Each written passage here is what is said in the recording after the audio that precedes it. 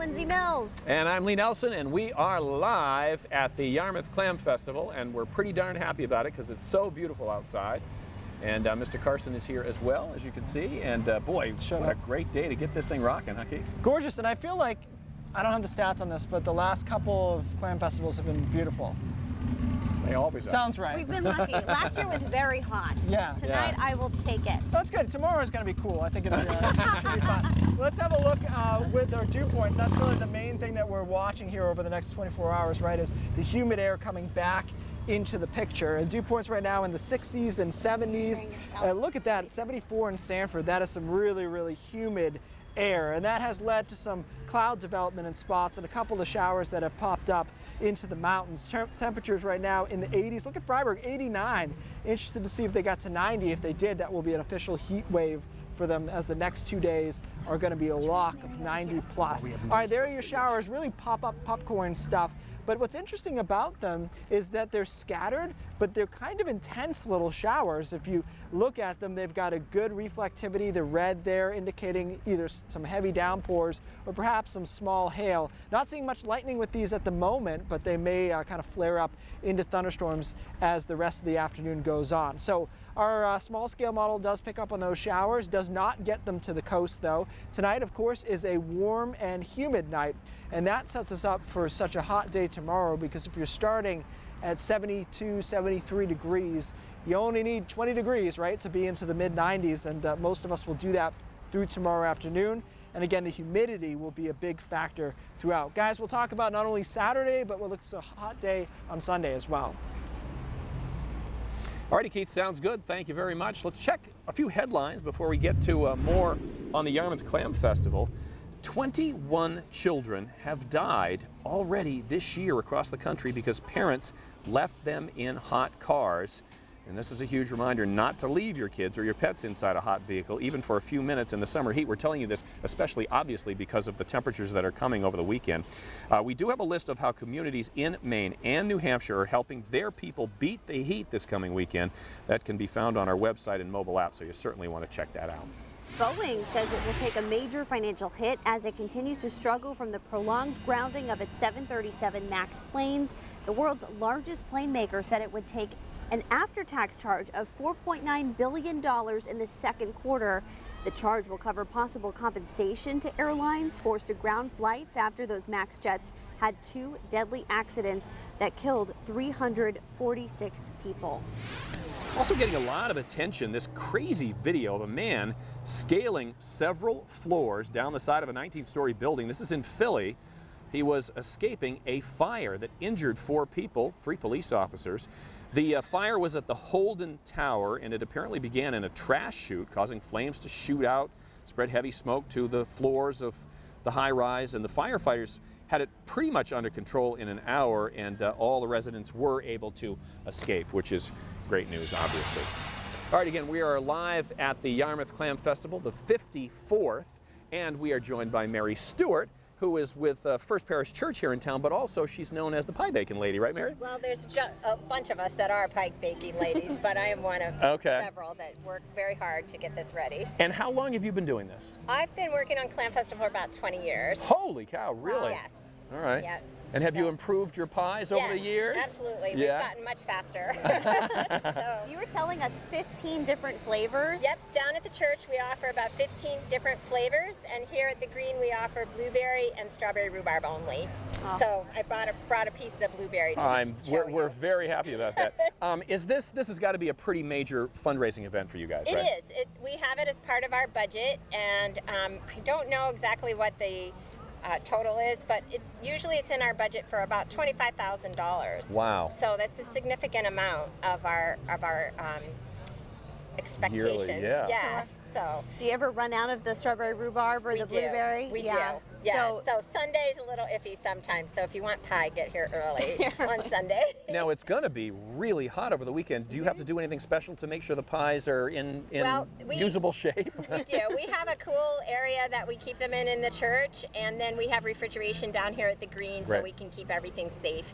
And fruit pies are pretty safe. There's enough acid in the mix there that it doesn't really spoil very quickly. So I'm curious about the community of Yarmouth and the Clam Fest? Is it, I mean, it's obviously it's a great, fun thing. Is it kind of a love-hate sometimes because the crowd is just so huge and the traffic is so problematic?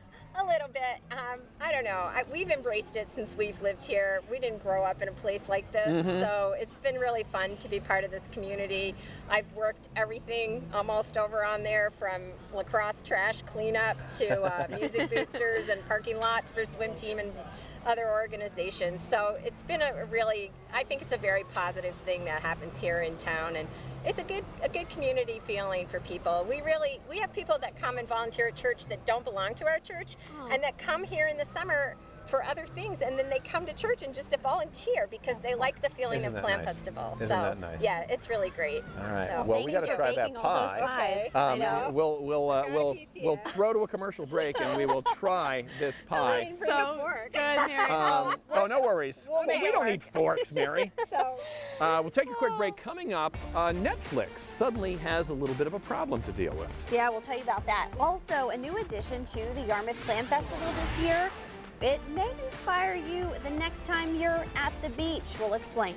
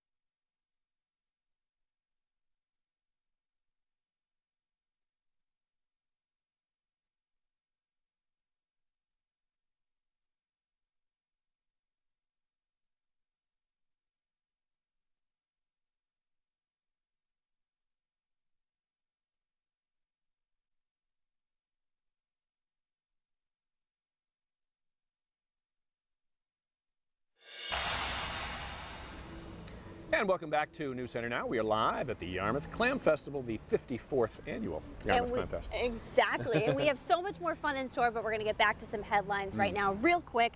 Taking a look at those now, more pregnant women are using marijuana during and after their pregnancy.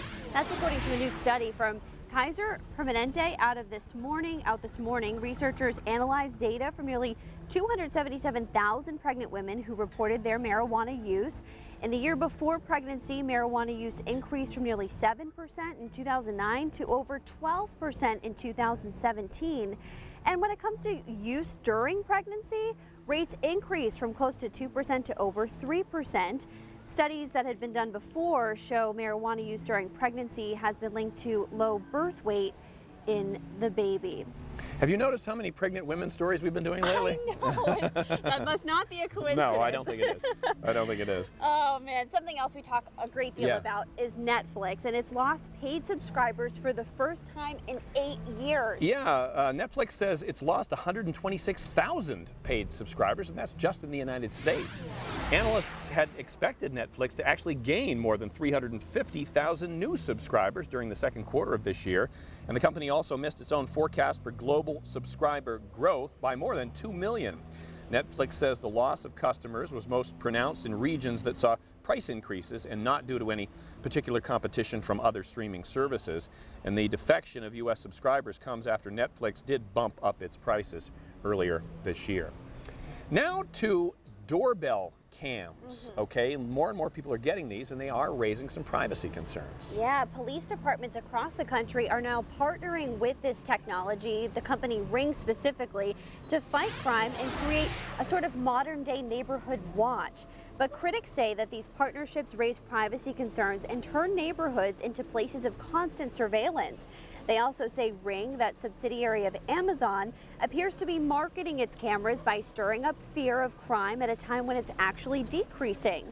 Ring says sharing video with law enforcement is always voluntary and privacy is protected, but one critic says the subsidies allow Amazon to use taxpayer funds to expand into people's private lives. Straight ahead on News Center Now, we're going to learn some tips and tricks from the pros on how to build the perfect sandcastle. And they are pros. Yeah. Plus, Keith's scorching weekend forecast coming up too.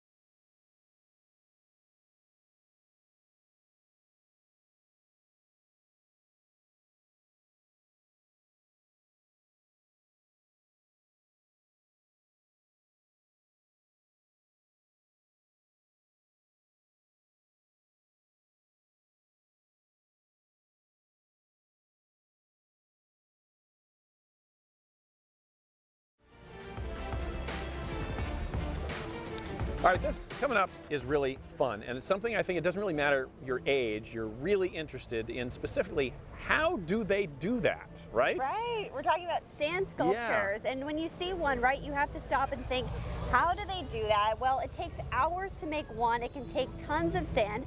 It's happening behind us right now as we speak, and it's a new feature of the Clam Festival this year, Sand Fest. But today we talked to some of the artists about how we could step up our own sandcastle game. It's very zen-like when you get into the zone. You just kind of sit there and... Albert Lucio remembers the day he picked up a skill he never thought he would. A friend of mine had said, hey, there's this big party on the beach where they build these giant sand sculptures. We should go there to get free parking and meet girls. And I did not get free parking. I did not meet girls. He didn't even show up, which was the worst part. But that day he left the beach with a new hobby, sand sculpting. And he's traveled from Austin, Texas to Yarmouth, Maine in time for the Clam Festival. This year, a new edition, Sand Fest, with game-inspired creations. In my sculpture, participants can go and play the game. There's instructions on how to find the clues in the sculpture of who the murderer is, what room, and the weapon. 8 sculptors from all over the country and Canada using 60 tons of sand. These are all my friends. We've all been competing against each other for, some of us, 9 years now. Skowhegan native Amanda Bolduck says they're used to traveling together, competing in the sun and on the snow. She says they do this year-round simply because they love it. Back in her home state, she's hoping to inspire future sculptors and is sharing some pointers to get started. So you have to find the right sand in order for it to hold together. I find that Agunquit Beach here in Maine is amazing. Popham, you can do some stuff. And even Pemaquid, I found that you can do some stuff with the sand there. She says the biggest misconception is that artists use glue to hold it all together. She says any of these artists will tell you it's just a little water and a lot of sweat. Before they start a new piece, each artist shovels and packs in 7 to 10 tons of sand. It should be the new CrossFit. Is it exhausting? It's very exhausting. Yeah, it certainly is a workout, and it's probably better that they're doing the bulk of the sculpting today. Yeah, They will end at noontime tomorrow. And then if you're here, stick around 2 o'clock. They're going to announce the winners of the sand sculpting contest. It's going to be tough. Yes. It's going to be really tough because they're all amazing. Yeah. As is Keith Carson, of course. A little water and a ton of sweat. Isn't that the motto of your career? Yes, it is. I think that's... There's some blood in there, too. No, it's a lot of water and just a little sweat. Yeah, that is true. Yeah, so tomorrow's going to be hot, and if you haven't heard about it by now, I don't know where you've been. It's been such a big deal. I almost wonder if it could feel as hot as people think it's going to feel at this point. Right. We built it up. Like the headlines I've seen are like, Saturday, you're going to be in the middle of hell. Like it's not, it's going to be hot. It's going to be in the mid-90s. How about that? Let's start with where we are right now, which is actually comfortable here in Yarmouth. It's not bad. Very. But as you go inland, the dew points are a lot higher, so it's a lot stickier away from the coast. Look at Freiburg, 70, 74 in Sanford, and 65 in Augusta. But you can see that coastal influence. Dew points are in the 60s there. Temperatures vary greatly too. You got a little bit of an ocean influence along the coast. That's where temperatures are kept down at the moment to the 70s. But out towards Freiburg, 89 in Sanford, and 92 in Concord, New Hampshire. So they have a chance. It will actually probably be a heat wave for them. 3 consecutive days of 90 plus there. Got a couple of showers and thunderstorms that have popped up as a result of some of the more humid and moist air. And these showers, they're not severe. Some of them are not even thunderstorms, but they've got tight little cores to them. But they've got a lot of reflectivity coming through. So you're looking at some heavy downpours, perhaps a little small hail in that. That'll settle down tonight. It's a warm evening. Most of us spend a lot of the night in the 70s, and some of us never get any cooler than that. So we end up 71, 72 tomorrow morning. And then of course, it's not hard from there to get into the 90s, which we'll do.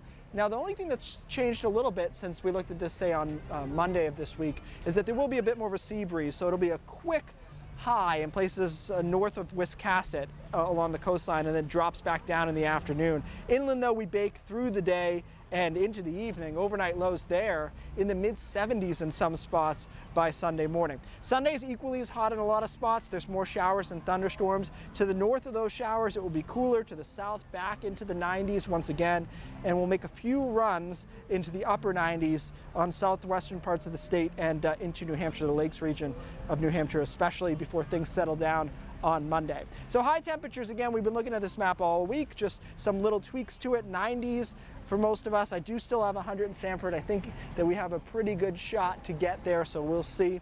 And then Sunday, again, not much improvement there with temperatures in the upper 90s. Probably not 100 there on Sunday, but still very, very warm stuff. And then nicer on Monday. So your 7-day forecast shows an extreme and then quite a bit of relief as we get into the middle of the week. And I'd say for a lot of people, next week is going to be a more comfortable week, more desirable week for people other than Lee and Cindy who like to bake. Thank you, Keith. Thank you very much. So if you've ever been to the Yarmouth Clam Festival, here I take my glasses off, you know that there is a lot to see beyond the carnival and the food. There is great art, crafts, sculpture, and photographs. And with us now is Abner Ofer, who is a photographer up from Washington, D.C., right? That's correct. Yeah, Yes. so I was wandering around and I was just so taken by your stuff. I think number one, I just love big, bold things, Yes. and I think that's what you're displaying here. So first, thank you for being with us. Talk about this piece you're holding, because I just think it is spectacular. Oh, thank you so much. So this one I took in Argentina back in 2007. Okay. It is definitely my signature piece. It's one of those photos that it takes a long time to get, and I worked really hard to get, and I'm very, very proud of. I met these street performers dancing in Argentina on the streets of Buenos Aires, and literally introduced myself as a photographer and asked if I could follow them around. Cool. And they're like, sure, no problem. Ended up walking with them for 4 hours straight through the neighborhood taking photos. And as an artist, I wanted to push my limits, see if I can do something different. Yeah. So after about 3-4 hours, I was like, well, let's find a different perspective. There's only so much you can do when they're dancing on the street. Right. So I were saw you that- up on a stairwell or something? So I found this old balcony, ended up finding a rickety way to climb up there. I was leaning over, and literally the second I leaned over to take a photo, they came together, and that one energy moment, and just that one split second of just pure magic. And I was able to capture that shot. And you knew you had it. I knew I had it. Yeah. The second I had it, I was Yeah. like, that's the one. Yeah, You're welcome definitely. to come on vacation anytime with Clay and I to document it like this. Because we dance like this on vacation. Oh, so. very Oh, nice. there you go. Yeah, kind of, sorta. Yeah, kind of, sort of. So how about this one here? Yeah. So this is actually more local. This is actually in upstate New York, in Okay. Taconic State Park. Sure. It's an old historical state park with a little, it used to be a brick factory, and this was the housing that the workers lived in. And I just love the rusticness of this and the peacefulness and the way it just comes out, and just, you know, documenting a piece of history that now it's gone. So I really love that one. Sure. Yeah. Let's And talk this about is this actually one, yeah. my latest work. I just got back from Taiwan. Oh, Okay. wow. And I met this family in the park playing and just having fun and having a picnic.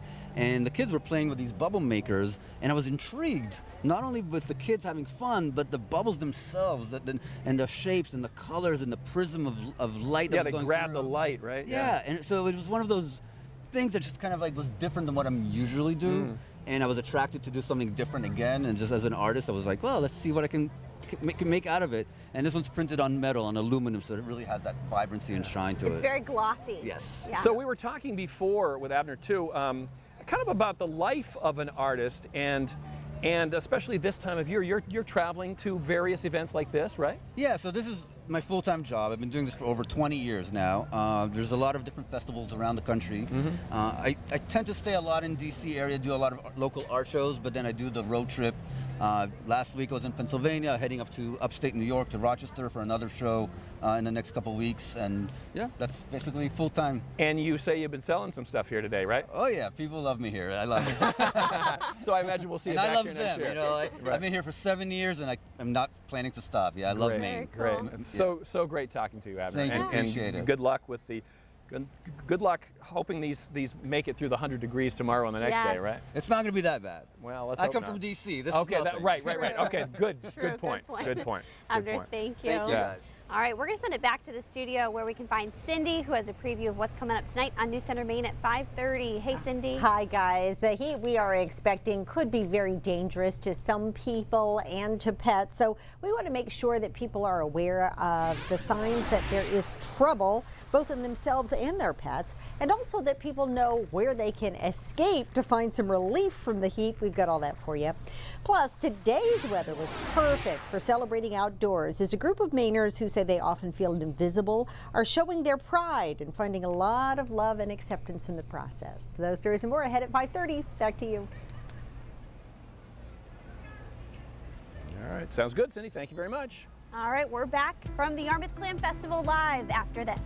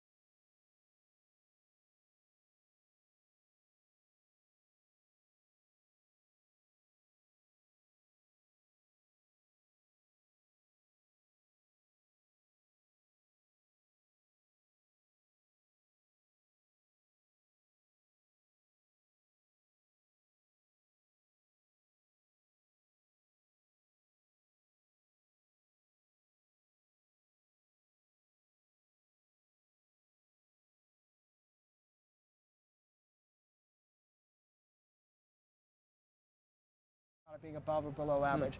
414 times in a row, what are your odds of that happening? It's like flipping tails 414 times in a row. Right. So just another piece of data to add to what we already kind of know, right? But what strikes me about it is that June here was nothing to speak of, and that's why you always, it's hard to look outside your back window, but globally is always what we're talking about. I was just talking with some fishermen yesterday who say summer really just started, for them especially because June was so It's cool. So rainy. And then we start off, and now we're here. And I thought it was also topical because it's going to be so warm. Don't confuse weather with climate, though. The fact that it's 95 tomorrow, that just happens. Right. You know? Right.